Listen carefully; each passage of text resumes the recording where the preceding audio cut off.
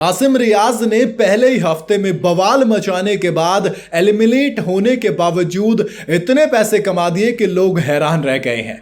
अब जब जब उनको पता चल रहा है वो कह रहे भैया क्या बात कर रहे हो, मतलब अभी तो शो शुरू ही हुआ था कि उन्होंने ढंग से खेला भी नहीं था, 2 टास्क परफॉर्म किए थे उसमें भी फेल हो गए थे, तो फिर इतने पैसे कैसे कमा दिए। दरअसल रिपोर्ट्स आ रही हैं मीडिया में कि आसिम रियाज ने बिना कुछ करे, बिना एक भी टास्क जीते, सिर्फ उस शो में एलिमिनेट और बवाल मचा के ही 20 लाख रुपए कमा लिए हैं। कुछ रिपोर्ट्स तो 25 लाख की बात कर रही हैं। दरअसल आसिम रियाज एक भैया सेलिब्रिटी हैं, मॉडल हैं, रैपर हैं और एक्टर भी हैं, एक्टिंग भी करते हैं, तो कुल मिला के मल्टी टैलेंटेड बंदे हैं। ऐसे में जब आप सेलिब्रिटी होते हो तो आप चार्ज करते हो कहीं ना कहीं किसी भी शो में एंट्री लेने का। ऊपर से इसकी एक वजह ये होती है कि आप उस शो में रहेंगे, मतलब आप अपना जो काम है वो नहीं करेंगे और उस काम के हिसाब से आपकी जो कमाई होती है, आपकी जो पॉपुलैरिटी है, आप जो टीआरपी, आपके आने से जो टीआरपी शो को मिलती है उसके हिसाब से आपको फीस दी जाती है और आप फीस चार्ज करते हैं।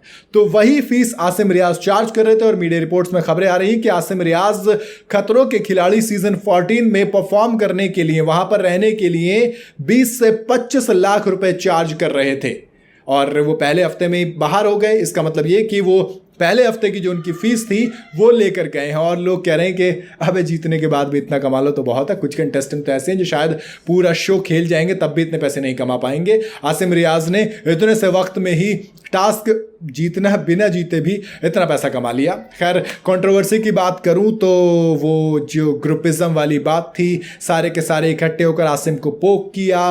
पोक करने के बाद जब ऊपर से आप टास्क में फेल हुए तो और ज़्यादा वो चीज़ चढ़ गई। फिर तमाम चीज़ें हुई, वो अभिषेक के साथ लड़ाई होना हो, शालीन भनोट का समझाना, फिर उनके साथ भिड़ जाना, शिल्पा शिंदे ने कहा कि मैंने बहुत समझाया, वो सब अलग ड्रामा था।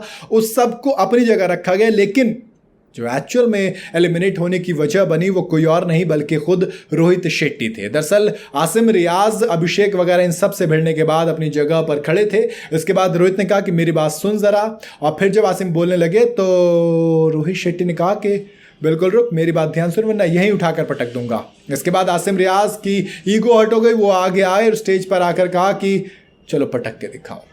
फिर यार रोहित शेट्टी ने उनको बाहर कर दिया और कहा कि देखो 10 साल से ज़्यादा समय शो को देख रहा हूँ, मैं यहाँ पर हूँ और इस शो में आज तक नहीं हुआ जो चीज़ आज यहाँ पर है। मतलब बेसिकली आसिम रियाज ने रोहित शेट्टी को डिसरिस्पेक्ट किया। लोग उनके सपोर्ट वाले ये कह रहे हैं कि रोहित शेट्टी को ये नहीं बोलना चाहिए था, रोहित शेट्टी को ये भी देखना चाहिए था कि ग्रुपिज्म हो रहा है किस तरीके से। बाद में वीडियोस भी बहुत सारे सामने आए जिसमें सब मिलकर आसिम रियाज के खिलाफ जा रहे थे। तो ऐसे में कुछ लोग ये भी हैं जो ये कह रहे हैं कि सब कुछ ठीक है लेकिन रोहित शेट्टी के साथ इस तरीके का बिहेव नहीं करना चाहिए था।